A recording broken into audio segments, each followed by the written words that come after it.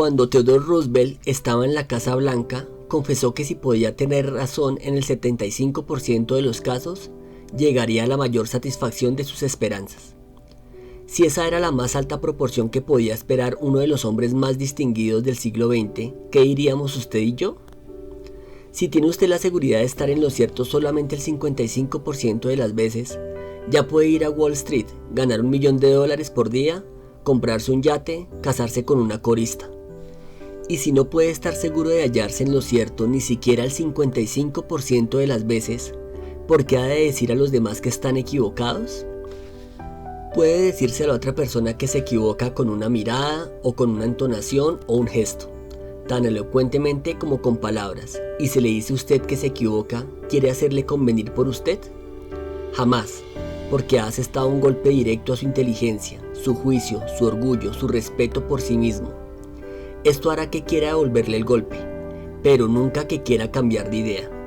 Podrá usted buscar sobre él toda la lógica de un Platón o de un Kant, pero no alterará sus opiniones porque ha lastimado sus sentimientos. No empiece nunca anunciando, le voy a demostrar tal y tal cosa. Eso está mal. Eso equivale a decir, soy más vivo que usted, soy más inteligente que usted. Voy a decirle una o dos cosas y le haré cambiar de idea. Esto es un desafío, despierta oposición y hace que quien lo escucha quiera librar batalla con usted antes que empiece a hablar.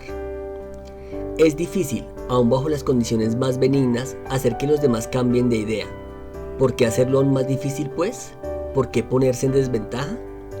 Si va usted a demostrar algo que no lo sepa nadie, hágalo sutilmente, con tal destreza que nadie piense que lo está haciendo. Así expresó Alexander Pope. Se ha de enseñar a los hombres como si no se les enseñara, y proponerles cosas ignoradas como si fueran olvidadas. Hace más de 300 años, Galileo dijo, no se le puede enseñar nada a nadie, solo se le puede ayudar a que lo encuentren dentro de sí.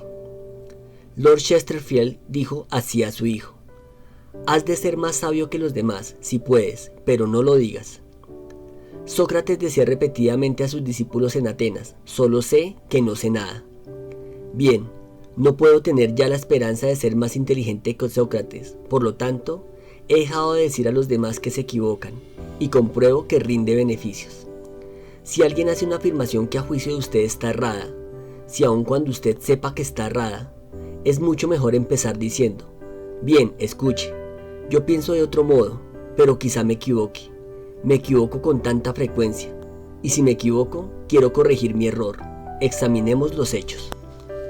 Hay algo de mágico, positivamente mágico, en frases como esas. Quizá me equivoco con tanta frecuencia. Nadie en el mundo o fuera de él objetará nada si usted dice, quizá me equivoque. Examinemos los hechos. Uno de los miembros de nuestras clases usaba este método para tratar con sus clientes. Era Harold Reinke, concesionario de la empresa Dodge en Billing. Nos contó que las presiones del negocio de venta de automóviles lo habían llevado a desplegar una dureza inusual al enfrentarse con las quejas de sus clientes. Esto provocaba discusiones, pérdida de negocios y un malestar generalizado. Le contó a la clase en la que se hallaba. Cuando llegué a reconocer que esta actitud me estaba llevando a la quiebra, probé una táctica distinta. Empecé a decir, en nuestra agencia hemos cometido tantos errores que con frecuencia me siento avergonzado. Es posible que nos hayamos equivocado en su caso, dígame cómo fue. Este enfoque desarma a los quejosos y cuando el cliente termina de liberar sus sentimientos, suele mostrarse mucho más razonable que antes. De hecho, muchos clientes me han agradecido por mi comprensión, y 2 de ellos incluso han traído amigos a comprar autos a mi agencia. En este mercado tan competitivo, necesitamos siempre más de este tipo de clientes, y creo que mostrando respeto por las opiniones de todos los clientes y tratándolos con diplomacia y cortesía, podré ponerme a la cabeza de la competencia. Jamás se verán aprietos por admitir que quizás se equivoque. Eso detendrá todas las discusiones y dará a la otra persona el deseo de ser tan justo y ecuánime como usted. Le hará admitir que también él puede equivocarse. Si usted sabe positivamente que la otra persona se equivoca y se lo dice usted redondamente, ¿qué ocurre? Tomemos un ejemplo específico.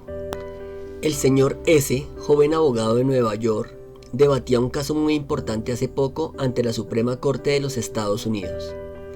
Del proceso dependía la posesión de una vasta suma de dinero y también la dilucidación de una importante deuda legal.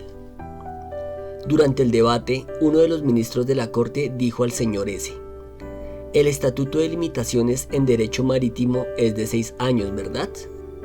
El señor S se detuvo, miró al ministro por un momento y contestó después rotundamente: «Usía, no hay Estatuto de Limitaciones en Derecho Marítimo».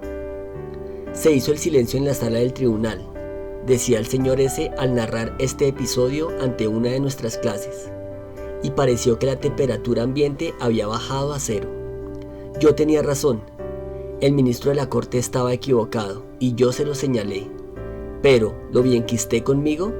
No, sigo creyendo que en aquel caso el derecho estaba de mi parte, y sé que defendí mi caso como jamás lo he hecho, pero no conseguí persuadir al tribunal. Cometí el enorme error de decir a un hombre famoso y muy culto que se equivocaba. Pocas personas son lógicas. Casi todos tenemos prejuicios e ideas preconcebidas. Casi todos nos hallamos cegados por esas ideas, por los celos, sospechas, temores, envidia y orgullo. Y en su mayoría, las personas no quieren cambiar de idea acerca de su religión o su corte de cabello o el comunismo o su astro de cine favorito. De manera que si usted suele decir a los demás que se equivocan, sírvase leer el siguiente párrafo todas las mañanas antes del desayuno. Es del ilustrativo libro La mente en proceso del profesor James Harvey Robinson. A veces notamos que vamos cambiando de idea sin resistencia alguna, sin emociones fuertes, pero si se nos dice que nos equivocamos, nos enoja la imputación y endurecemos el corazón. Somos increíblemente incautos en la formación de nuestras creencias, pero nos vemos llenos de una ilícita pasión por ellas cuando alguien se propone privarnos de su compañía. Es evidente que lo que nos resulta caro no son las ideas mismas, sino nuestra estima personal que se ve amenazada. Esa palabra, mí, es la más importante en los asuntos humanos y el comienzo de la sabiduría consiste en advertir todo su valor. Tiene la misma fuerza siempre, sea que se aplique a mi comida, mi perro y mi casa, o a mi padre, mi patria y mi Dios.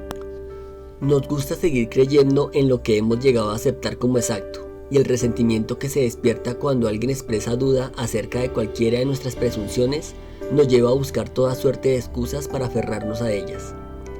El resultado es que la mayor parte de lo que llamamos razonamiento consiste en encontrar argumentos para seguir creyendo lo que ya creemos.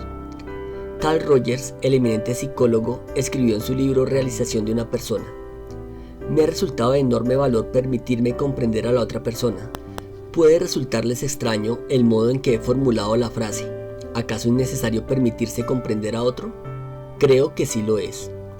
Nuestra primera reacción a la mayoría de las proposiciones que oímos en boca del prójimo es una evaluación o un juicio, antes que una comprensión.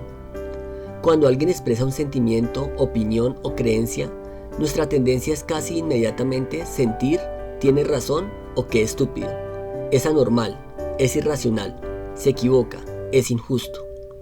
Es muy raro que nos permitamos comprender precisamente qué sentido le ha dado a sus palabras la otra persona. Yo encargué una vez a un decorador de interiores que hiciera ciertos cortinados para mi casa. Cuando llegó la cuenta quedé sin aliento. Pocos días más tarde nos visitó una amiga que vio los cortinados. Se mencionó el precio y la amiga exclamó con una nota de triunfo en la voz: «¿Qué? Es una enormidad, parece que se ha dejado engañar esta vez». ¿Era cierto? Sí, era la verdad, pero a pocas personas les gusta escuchar una verdad que es denigrante para su juicio. Por ser humano traté de defenderme. Señalé que lo mejor es con el tiempo lo más barato, que no se encuentra buena calidad y gusto artístico a precios de liquidación y así por el estilo. Al día siguiente nos visitó otra amiga, que admiró los cortinados, se mostró entusiasmada y expresó el deseo de poder estar en condiciones de adquirir cosas parecidas para su hogar. Mi reacción fue del todo diferente. Para decirle la verdad, reconocí: yo no puedo darme estos lujos, pagué demasiado. Ahora lamento haber encargado esos cortinados. Cuando nos equivocamos, a veces lo admitimos para nuestros adentros, y si se nos sabe llevar con suavidad y con tacto, quizá lo admitamos ante los demás, y acaso lleguemos a enorgullecernos de nuestra franqueza y ecuanimidad en tal caso. Pero no ocurre así cuando otra persona trata de meternos a golpes en la garganta el hecho poco sabroso de que no tenemos razón. Una vez le preguntaron a Martin Luther King cómo podía admirar, siendo un pacifista, al general de la Fuerza Aérea Daniel Shapley James, que en aquel entonces era el militar negro de más rango en el país. El Dr. King respondió: juzgo a la gente por sus principios, no por los míos. De modo similar, el general Robert E. Lee le habló una vez al presidente de la Confederación Jefferson Davis, en los términos más elogiosos, sobre cierto oficial bajo su mando. Otro oficial que estaba presente quedó atónito. General, le dijo, ¿no sabe que el hombre del que habla con tanta admiración es uno de sus peores enemigos que no pierde ocasión de denigrarlo? Sí, respondió el general Lee, pero el presidente me pidió mi opinión de él, no la opinión que él tiene de mí. Nosotros no revelamos nada nuevo en estos audios. Hace 19 siglos, Jesucristo dijo: ponte rápidamente de acuerdo con tu adversario. Y 2200 años antes del nacimiento de Jesucristo, el rey Acoy de Egipto dio a un hijo ciertos consejos muy sagaces. Consejos que no son muy necesarios hoy. Sé diplomático, le dijo el rey, te ayudará a obtener tus deseos.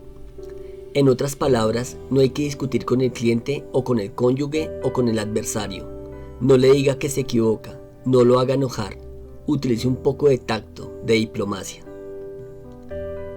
La regla que hemos aprendido en este audio es: demuestre respeto por las opiniones ajenas, jamás diga a una persona que está equivocada.